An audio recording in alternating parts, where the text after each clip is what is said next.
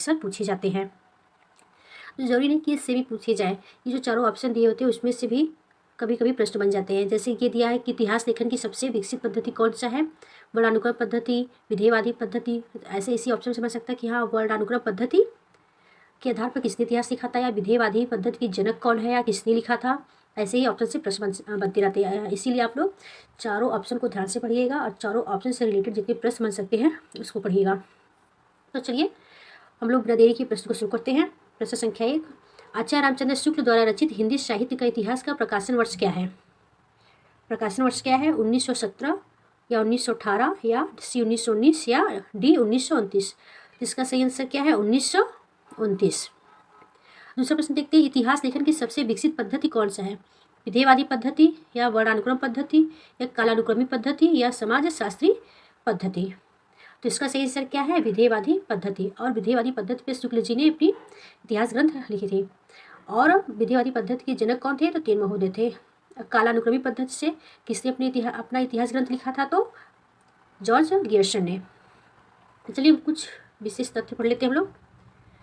इतिहास लेखन की सबसे विकसित पद्धति विधेयवादी पद्धति है। आचार्य रामचंद्र शुक्ल ने अपना इतिहास साहित्य इतिहास ग्रंथ इसी पद्धति पर लिखा है। इस पद्धति में योगीन प्रवृत्ति एवं कालक्रम का वैज्ञानिक निरूपण किया गया है।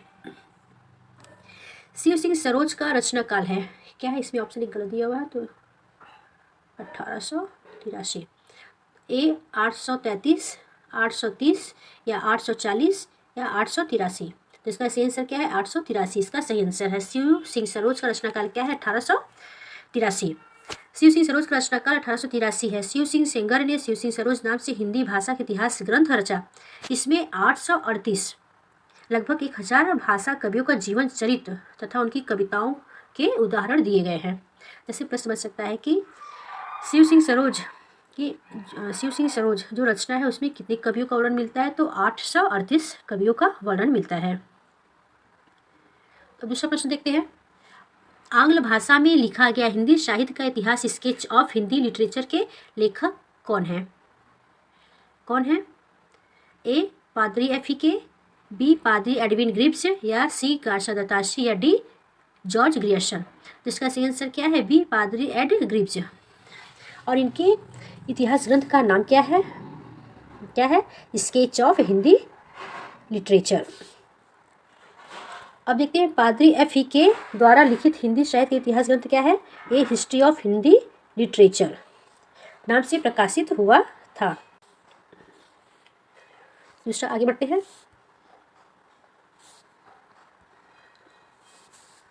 ग्रियर्सन की the modern vernacular literature of Hindustan Hindi अनुवाद किसने किया था, ए किशोरीलाल गुप्त ने, या बी डॉक्टर राम कुमार वर्मा ने, या डी लक्ष्मी नारायण वार्ष्णेय ने, या डी जगदीश गुप्त ने। तो किसने किया था the modern vernacular literature of Hindustan का हिंदी अनुवाद, तो किसने किया था, ए डॉक्टर किशोरीलाल गुप्त ने। कुछ महत्वपूर्ण तथ्य देख लेते हैं हम लोग। किस नाम से किया था, पहले ये देखिए, किशोरीलाल गुप्त ने हिंदी साहित्य का प्रथम इतिहास नाम से किया था। किसका अनुवाद, तो the modern vernacular literature of Hindustan का। अब प्रश्न ऐसे बन सकता है कि किशोरीलाल गुप्त का जन्म कहाँ हुआ था या उसका समय काल क्या है, तो इसको भी आप लोग अच्छे से पढ़िए। इनका जन्म 1916 ईस्वी में भदोही उत्तर प्रदेश में हुआ था। ये पंडित विश्वनाथ प्रसाद के प्रमुख शिष्यों में से एक थे। गुप्त जी को विंध्य गौरव से सम्मानित किया गया था। गुप्त जी की कृति हिंदी साहित्य का प्रथम इतिहास हिंदी प्रचारक संस्थान वाराणसी से प्रकाशित हुआ था। तो ये कहाँ से प्रकाशित हुआ था, तो वाराणसी से प्रकाशित हुआ था। किशोरीलाल गुप्त की अंतिम प्रकाशित कृति सूरसागर की टीका 4 खंडों में हुई थी। सूरसागर की टीका किसने लिखी थी, किशोरीलाल गुप्त ने। कितने खंडों में, तो 4 खंडों में। आगे बढ़ते हैं। डॉक्टर किशोरीलाल गुप्त ने अपने इनमें से किस ग्रंथ का हिंदी अनुवाद हिंदी साहित्य का प्रथम इतिहास शीर्षक से किया था। देखिए कितना महत्वपूर्ण प्रश्न है कि दोबारा से ही पूछा गया था, 2002 में पूछा गया, फिर 2012 में ही प्रश्न रिपीट हुआ है। बस पूछने का तरीका थोड़ा अलग हो गया है। इस्तवार द ला लिटरेचर एंदुई ए हिंदुस्तानी, या the modern vernacular literature of Hindustan, A sketch of Hindi literature, A history of Hindi literature. इसका सही आंसर क्या है बताइए, किसका किया था, तो बी का। आगे बढ़ते हैं। अच्छा ये बताइए the modern vernacular literature of Hindustan किसकी रचना है, तो ये ग्रियर्सन की रचना है। आगे बढ़ते हैं। इनमें से साहित्य इतिहास ग्रंथ किशोरीलाल गुप्त ने हिंदी साहित्य का प्रथम इतिहास नाम से अनुवाद करके प्रकाशित कराया था। तो ये हम लोग ने पढ़ लिया। तो कौन सा रचना था? डी।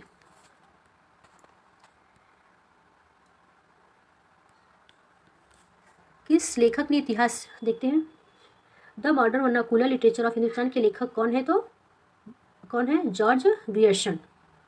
ये कब पूछा गया था? ये पीजीटी में। इस लेखक के इतिहास ग्रंथ में सर्वप्रथम हिंदी साहित्य का काल विभाजन मिलता है। ए शिव सिंह सेंगर, बी महेश दत्त शुक्ल, सी मौलवी Karimuddin, D George Grierson.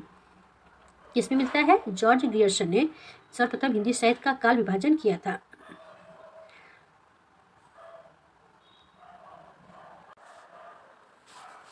Hindi साहित्य के इतिहास, कुछ महत्वपूर्ण तथ्य देख लेते हैं। हिंदी साहित्य के इतिहास का काल विभाजन करने वाले प्रथम इतिहासकार डॉक्टर जॉर्ज ग्रियर्सन है। जॉर्ज ग्रियर्सन द्वारा किया गया काल विभाजन, चलिए देखते हैं। इन्होंने कितने भाग में किए थे? तो 11 भाग में, 11 अध्याय में। कौन कौन सा है? ए चारणकाल, जो जिसका समय काल है 700 से 1300 ईस्वी। दूसरा 15वीं शताब्दी का धार्मिक पुनर्जागरण काल। तीसरा जैसी की प्रेम कविता। चौथा ब्रज का कृष्ण संप्रदाय 1516 ईस्वी। पांचवा मुगल दरबार। छठा तुलसीदास। सातवां रीति काव्य 1580 से 1692 ईस्वी। आठवां तुलसी के अन्न परवर्ती 1600 से 1700 ईस्वी। नौवां 18वीं शताब्दी से। 10वां कंपनी के शासन में हिंदुस्तान। 11वां विक्टोरिया के शासनकाल में हिंदुस्तान। प्रश्न ऐसे बन सकता है कि जॉर्ज ग्रियर्सन ने जो कालों का विभाजन किया है, 9वें काल का क्या नाम रखा है? तो 18वीं शताब्दी। ऐसे प्रश्न बन सकता है। या उन्हें उनके 5वें काल, अपने काल विभाजन में 5वें काल का क्या नाम दिया है? तो मुगल दरबार। ऐसे भी प्रश्न बन सकता है। आगे बढ़ते हैं। किस साहित्य इतिहास के लेखक ने काल विभाजन में कवियों के नाम का सर्वाधिक उपयोग किया है? मिश्र बंधुओं ने, हरिऔध ने, या ग्रियर्सन या श्याम सुंदर दास ने?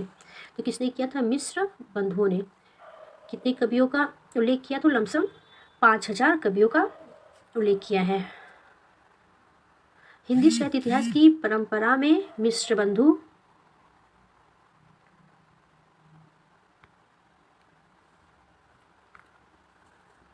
हिंदी साहित्य के इतिहास के काल विभाजन में कवियों के नाम का सर्वाधिक उपयोग मिश्र बंधुओं ने किया था। कितने कवियों का? तो 5000 कवियों को स्थान दिया था, जिसे 8 से भी अधिक कालखंडों में विभक्त किया गया था। प्रश्न ऐसे ही बन सकता है कि मिश्र बंधुओं ने अपने कालखंडों को कितने भागों में विभक्त किया था? तो 8 भागों में। इस प्रकार मिश्र बंधुओं ने काल विभाजन में कवियों के नाम का सर्वाधिक उपयोग किया है। इनकी एक रचना और है। कौन सी रचना है? नवरत्न। कौन सी रचना है? नवरत्न। और यहीं से आलोचना पद्धति का जन्म भी होता है। और इसका रचना क्या काल था? 1910 ईस्वी। चलिए आगे बढ़ते हैं।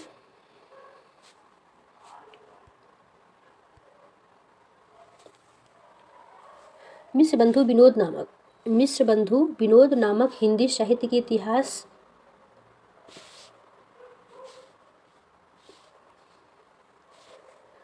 मिश्र और राम बिहारी मिश्र, एक मिनट क्लियरली दिख रहे हैं।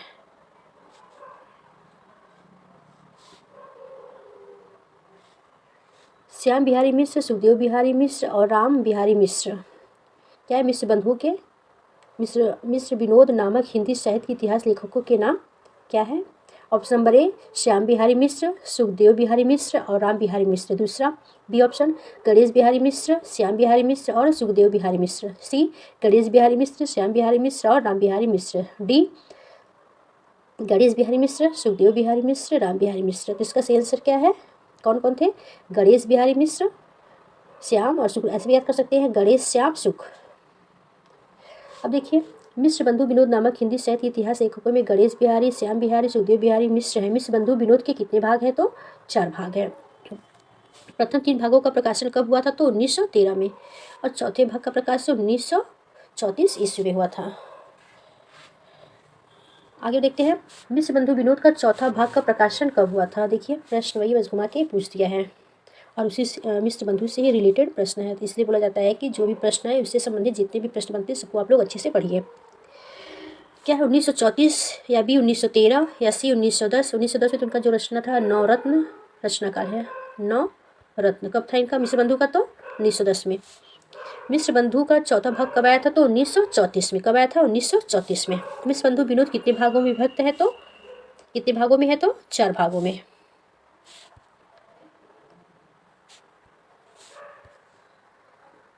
मिश्र बंधु विनोद कितने भाग विभक्त है तो हम लोग पढ़ लिए हैं, देखते हैं।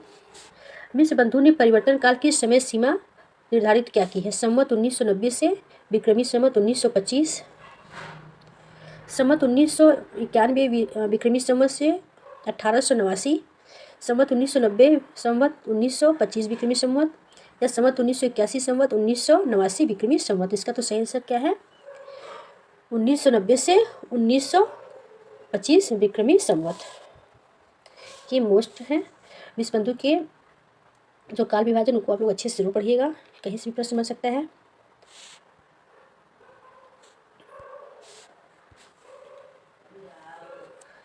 चलिए देख लेते हैं इसको, क्या है मिश्र बंधु।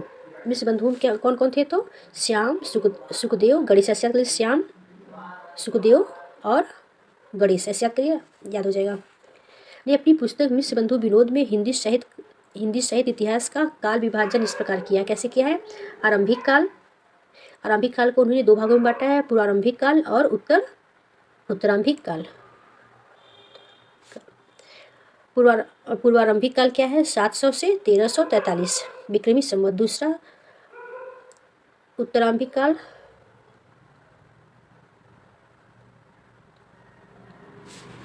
1343 से 1444 विक्रमी संवत।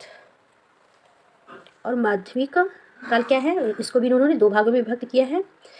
पूर्व माध्यमिक काल 1445 विक्रमी संवत से 1560 विक्रमी संवत।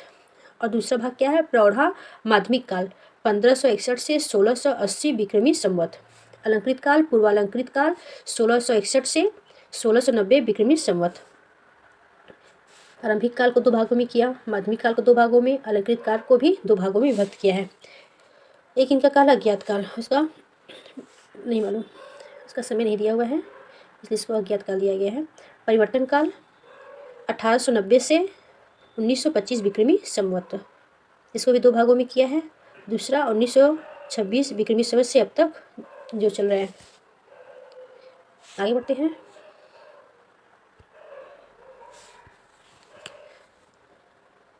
मिश्र बंधुओं की पुस्तक हिंदी नवरत्न में इनमें से किस कवि को स्थान नहीं मिला है। मतीराम, देव, जायसी या सूर को। किसको नहीं मिला था, जायसी को। मिश्र बंधुओं ने अपनी नवरत्न रचना जो उनकी थी उसमें जायसी को स्थान नहीं दिया था। चलिए देखते हैं नवरत्न में कौन कौन से कवि सम्मिलित थे। मिश्र बंधु विनोद की पुस्तक हिंदी नवरत्न में जायसी को स्थान नहीं मिला था। और नवरत्न में कौन कौन से कवि सम्मिलित थे, तो देखते हैं तुलसी, सूर, देव, बिहारी भूषण, केसर, मतीराम, चंद्रवरदाई, हरिश्चंद्र। ये जितने भी कवि हैं नवरत्न में शामिल थे। प्रश्न ऐसे भी बन सकता है कि कौन इसमें बृहत्त्रयी में सम्मिलित नहीं है हिंदी नवरत्न में, तो आप लोग याद कर लीजिएगा। तुलसी, सूरदेव ये बृहत्त्रयी में आते हैं, बिहारी भूषण केशव मध्यत्रयी में आते हैं, और लघुत्रयी में कौन कौन आते हैं, मतीराम, चंद्रवरदाई, हरिश्चंद्र। प्रश्न दूसरा देखते हैं, मिश्र बंधु द्वारा लिखित हिंदी नवरत्न में इनमें से किस कवि को स्थान नहीं मिला है। देखिए कितना मोस्ट इंपॉर्टेंट प्रश्न है, दोबारा पूछा गया है, तो इसका से आप लोग को पता है, इसका सही आंसर मोहम्मद जैसी। आगे बढ़ते हैं। आचार्य रामचंद्र शुक्ल ने प्रथम उत्थान का समय कब से कब तक माना है।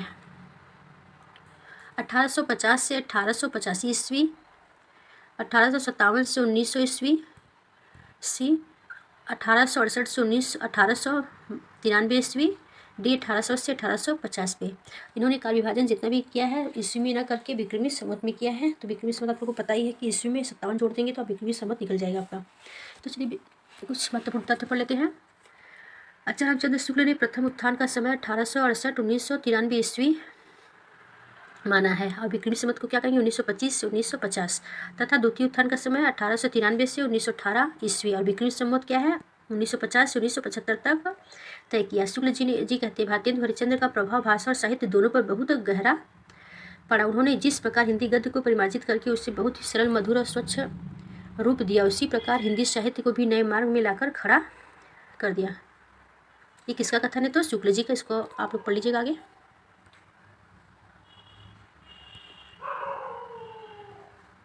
इसको भी लोग देख चुके हैं। आगे बढ़ते हैं।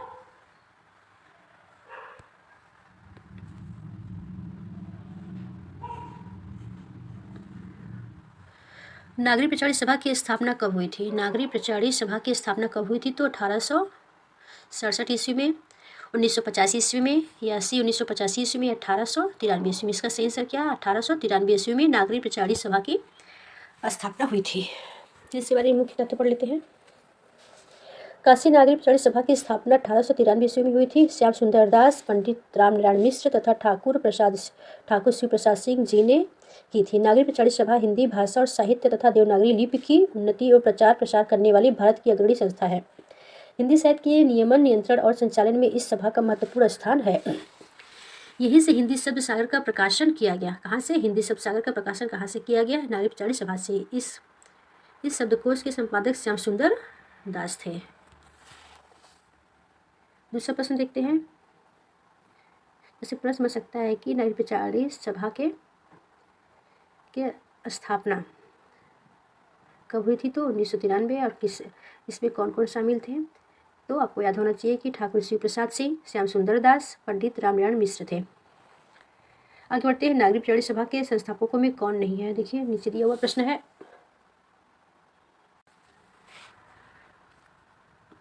नागरिक प्रचारी सभा के संस्थापकों में कौन नहीं है? बाबू श्याम सुंदर दास, बी राम नारायण मिश्र, सी रामचंद्र शुक्ल, डी ठाकुर शिव कुमार सिंह। जिसका सही आंसर क्या है रामचंद्र शुक्ल ये नागरिक प्रचारी सभा के संस्थापक नहीं थे। अब देखिए प्रश्न दूसरा। काशी नागरिक प्रचारी सभा की स्थापना हुई थी कब हुई थी तो 1893 ईस्वी। अब आगे प्रश्न देखते हैं। चलिए देख लेते हैं कुछ महत्वपूर्ण तथ्य काशी नागरिक प्रचारी सभा के बारे में। तो देखते हैं दूसरा प्रश्न। हिंदी साहित्य का बृहद इतिहास। इस इतिहास ग्रंथ का प्रकाशन किया था कब किया? भारतीय भाषा परिषद कलकत्ता से, बी राष्ट्रभाषा प्रचार समिति वर्धा ने, या सी हिंदुस्तानी अकेडमी इलाहाबाद ने, या डी नागरिक प्रचारी सभा ने। किसने किया था? डी नागरिक प्रचारी सभा ने। चलिए कुछ विशेष तथ्य देखते हैं हिंदी साहित्य का बृहद इतिहास के बारे में। काशी नागरिक प्रचारी सभा 1893 ईस्वी की ओर से हिंदी साहित्य का बृहद इतिहास 17 भागों में प्रकाशित करने की योजना बनी, किंतु ये 16 भाग ही प्रकाशित हो पाए थे। कितने भाग प्रकाशित हुए थे? 16 भाग। प्रथम भाग का क्या नाम था? हिंदी साहित्य की पीठिका। और किसने किया था इसका? राजबली पांडे ने। द्वितीय भाग का क्या नाम था? हिंदी भाषा का विकास। इसका किसने किया था? प्रकाशन धीरेन्द्र वर्मा ने। तृतीय भाग का हिंदी साहित्य का उदय और विकास डॉक्टर हजारी प्रसाद द्विवेदी ने। चतुर्थ निर्गुण भक्ति परशुराम चतुर्वेदी। पंचम भक्तिकाल सगुण भक्ति चंद्रबली पांडे। ये सब नाम आपको याद होने चाहिए क्योंकि एग्जाम इससे प्रश्न 1 या 2 जरूर बनते हैं इस टॉपिक से और एग्जाम हमेशा पूछा भी गया है। तो ये महत्वपूर्ण तथ्य है, इसको आप लोग अच्छे से याद कर लीजिएगा। सप्तम भाग का क्या नाम है?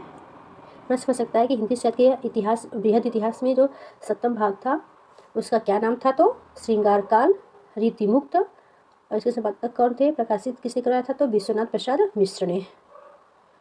अष्टम भाग का क्या नाम है? हिंदी साहित्य का अभ्युत्थान या भारतेंदु काल है। इसका प्रकाशन किसने कराया था? विनय मोहन ने।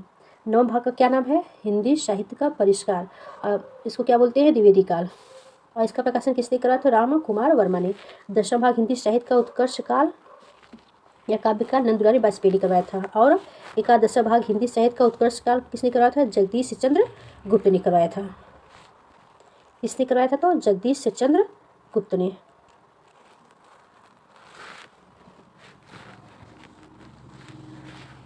अब देखते हैं फोर्ट विलियम कॉलेज की स्थापना किस वर्ष हुई थी? फोर्ट विलियम कॉलेज की स्थापना किस वर्ष हुई थी तो इसका सही आंसर क्या है? 1800 ईस्वी में।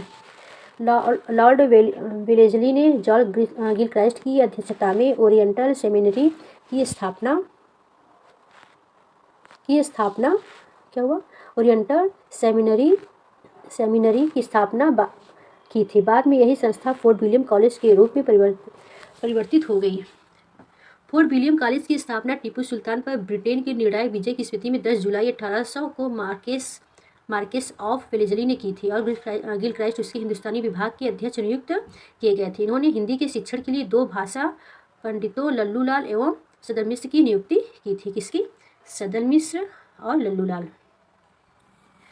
प्रश्न दूसरा देखते हैं, फोर्ट विलियम कॉलेज की स्थापना कब हुई थी? ये तो प्रश्न देख चुके हैं। तो 1800 में। फोर्ट विलियम कॉलेज की स्थापना, देखिए मोस्ट प्रश्न है, ये इंपॉर्टेंट है, जिसको बार बार पूछा गया है, तो इसका सही आंसर 1800 है। चलिए आगे बढ़ते हैं।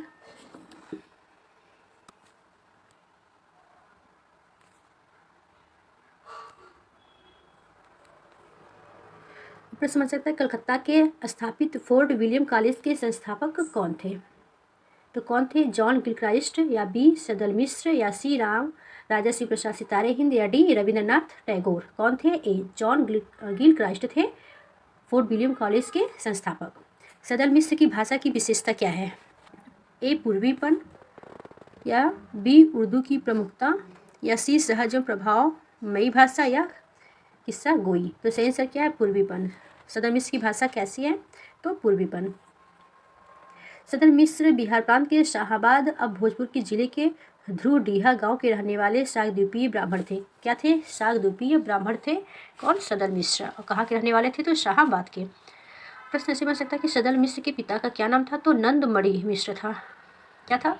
सदर मिश्र के पिता का क्या नाम था? तो नंदमणि मिश्र था। ये कलकत्ता के फोर्ट विलियम कॉलेज के हिंदुस्तानी विभाग में अध्यापक थे। आप लोग उनका याद कर लीजिएगा कि उनके पिता क्या नाम था? नंदमणि। सदर मिश्र के पिता का क्या नाम था? तो नंदमणि। और कुछ देख लेते हैं महत्वपूर्ण तथ्य। आधुनिक काल के जिस भाषा में हिंदी गद्य लिखा जा रहा था वह खड़ी बोली गद्य था। रामचंद्र शुक्ल ने खड़ी बोली गद्य का प्रारंभ अकबर के शासनकाल के अकबर के क्या थे? अकबर के दरबारी कवि गंग द्वारा लिखी छंद वर्णन की महिमा से माना है। इससे माना है छंद वर्णन की महिमा से माना है। सदर मिश्र हिंदी के पहले गद्यकार है। सदर मिश्र हिंदी के पहले गद्यकार है। सदर मिश्र की 2 गद्य रचनाएं हैं। कौन कौन सी हैं? नासिको केतुपाख्यान, दूसरा चंद्रावली। इसका रचना क्या काल है? रचनाकाल 1803 है। नासिकेतोपाख्यान का दूसरा नाम क्या है? चंद्रावली। और इसका रचना काल क्या है? 1803 ईस्वी। और इनकी दूसरी रचना क्या है सदर मिश्र की? तो रामचरित्र। और इसका रचना काल क्या है? 1906। और ये भी हिंदी गद्य साहित्य हिंदी गद्य साहित्य है। और यह रचना काल किसके अनुसार है? तो रामचंद्र तिवारी के अनुसार। रामचंद्र शुक्ल के अनुसार सदर मिश्र ने व्यवहार उपयोगी भाषा लिखने का प्रयत्न किया था। कौन सी भाषा? व्यवहार उपयोगी भाषा। श्याम सुंदर दास ने तात्कालिक गद्य लेखों में ईशान खान के बाद दूसरा स्थान सदर मिश्र को ही रखा है। इन्होंने सदर मिश्र को दूसरा स्थान दिया है, लेकिन शुक्ल जी ने इनको पहला स्थान दिया है। और ये श्याम सुंदर दास ने किसको माना है? तो ईशान खां को प्रथम गद्य लेखक माना है। किसने? तो श्याम सुंदर दास ने। ईशान खां को किसने प्रथम गद्य लेखक माना है? तो श्याम सुंदर दास ने। लल्लूलाल की रचना प्रेम सागर में ब्रजभाषा का प्रभाव दृष्टिकोण होता है तथा शैली आख्यात्मक है। कैसी शैली है प्रेम सागर में? प्रेम सागर में ब्रजभाषा का प्रभाव किसकी रचना थी? लल्लूलाल की प्रेम सागर। और इसमें आख्यात्मक शैली का प्रभाव देखने को मिलता है। मुंशी सदासुख लाल की रचना सुख सागर। ये भी कई बार पूछा गया है कि सुख सागर किसकी रचना है? तो सदासुख लाल का। ये कैसा ग्रंथ है सुख सागर? एक धार्मिक ग्रंथ है। इसकी भाषा पर पंडिताऊपन एवं फारसी का प्रभाव है। किसकी भाषा पंडिताऊपन थी? तो सदासुख लाल की। ईशान खां की रचना रानी कैतकी की कहानी। ये भी पूछा गया रानी कैतकी की कहानी किसकी रचना है? तो ईशान खां की। और इसी का दूसरा नाम है उदयभान। जैसे प्रश्न समझ सकता है उदयभान का दूसरा नाम क्या है? तो रानी केतकी की कहानी है। रानी केतकी की कहानी का दूसरा नाम क्या है? उदयभान चरित्र। इसी भाषा पर उर्दू, अरबी एवं फारसी का प्रभाव है। किस पे? रानी केतकी की कहानी पर।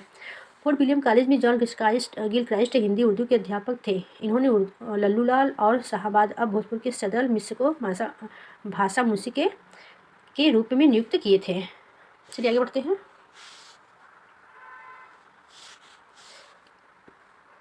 उदयभान चरित के लेखक चरित के लेखक कौन है? तो आप लोगों को पता ही है, सदाशिवलाल। सुखसागर की रचना किसने लिखी थी? तो सदाशिवलाल। देखिए कई बार पूछा गया है प्रश्न, 2002 में, फिर 2009 में। सुखसागर का विषय क्या है? शिव पुराण के प्रेरक प्रसंग है, या भी गीता के प्रेरक प्रसंग है, या सी विष्णु पुराण के उपदेशात्मक प्रसंग है, या इसमें से कोई नहीं। तो इसका सही आंसर क्या है? सी। इसमें क्या है? सुखसागर का विषय क्या है? विष्णु पुराण के उपदेशात्मक प्रसंग। बस ऐसे बन सकता है कि किस रचना में विष्णु पुराण के उपदेशात्मक प्रसंग है। तो आपको ऑप्शन में दे देगा शिव, प्रेम सागर, सुख सागर और कई रचनाएं दे देगा। तो आपको ऑप्शन सही ऐसे लगाना होगा। तो अगर आपको पता रहेगा कि इसका विषय क्या है, विष्णु पुराण के उपदेशात्मक प्रसंग, तो सुख सागर में है। तो आप लोग अच्छे से कर लेंगे। सुख सागर का विषय लोग तुम लोग पढ़ लिए, जिसका थोड़ा विस्तृत अध्ययन देख लेते हैं।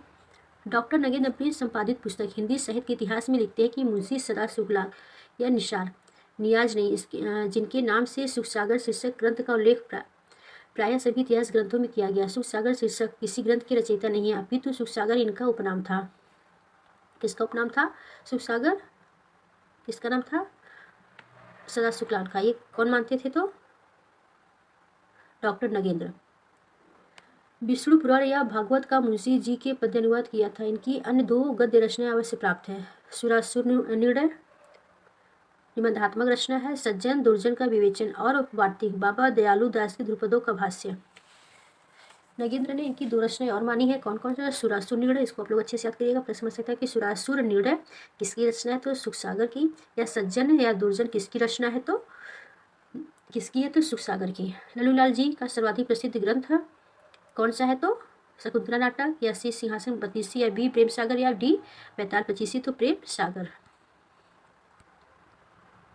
आगे बढ़ते हैं। भाषा योग वशिष्ठ के लेखक कौन है? आप लोग को तो पता है इसका सही आंसर क्या है? राम निरंजन मिश्र। इसका मुख्य तथ्य देख लेते हैं। भाषा योग वशिष्ठ के लेखक राम प्रसाद निरंजन। यह ग्रंथ विक्रमी संवत कब का है? 1798 सन 1741 में लिखा गया है। 1741 में लिखा गया। कौन सी रचना? भाषा योग वशिष्ठ। इसे रामचंद्र शुक्ल ने खड़ी बोली में लिखा गया बहुत साफ सुथरा ग्रंथ बताया है। प्रश्न ऐसे बन सकता है कि किसने भाषा योग वशिष्ठ को खड़ी बोली में लिखा गया साफ सुथरा ग्रंथ बताया है? तो किसने बताया है? रामचंद्र शुक्ल ने। इसका रचना काल क्या है? 1700 कितना है? 1741 ईस्वी, 1798 विक्रमी संवत। अब यह पाई गई पुस्तकों में भाषा योग वशिष्ठ सबसे पुरानी रचना है, जिसमें गद्य अपने परिष्कृत रूप में दिखाई पड़ता है। इसे रामचंद्र शुक्ल ने खड़ी बोली का प्रथम ग्रंथ माना है। इसकी भाषा गुरुमुखी लिपि में मिलती जुलती है। योग वशिष्ठ के लेखक कौन है? तो आपको पता ही है, राम निरंजनी। खड़ी बोली की पहली रचना कौन सी है? खड़ी बोली की पहली रचना कौन सी है? आप लोग इसका आंसर कमेंट में जरूर दीजिएगा। हम देखते हैं दूसरा प्रश्न। ढोला मारूरा दोहा में ढोला के पिता का क्या नाम था? राजा जसवंत सिंह, या बी राजा नल सिंह, या राजा जय सिंह, या डी राजा हर राज सिंह। तो क्या नाम था? राजा नल सिंह। ये किसके पिता थे? ढोला का। ढोला मारूरा में ढोला जो थे नायक, उनके पिता थे राजा नल सिंह। अब देखते हैं कुछ विशेषता थे। ढोला मारूरा ढोला नामक राजकुमार तथा माखड़ी नामक राजकुमारी की प्रेम कथा का काव्य है। कैसा है? प्रेम कथा का काव्य ढोला मारूरा, जिसमें ढोला के पिता का नाम राजा नल है। इस काव्य के मूल कवि कल्लोल हैं तथा कालांतर में कुशल राय ने इसमें कुछ विस्तार भी किया था। अब आगे बढ़ते हैं। रत्नाकर जोपम कथा पुस्तक का संबंध किससे है? महायानी सिद्ध से, या ब्रजयानी सिद्ध से, या सीनाथ से, या डी जैन से। तो इसका सही आंसर क्या है? ब्रज यानी सिद्ध से रत्नाकर जोपम कथा पुस्तक का संबंध है। आगे बढ़ते हैं, इसको आप लोग पढ़ लीजिएगा।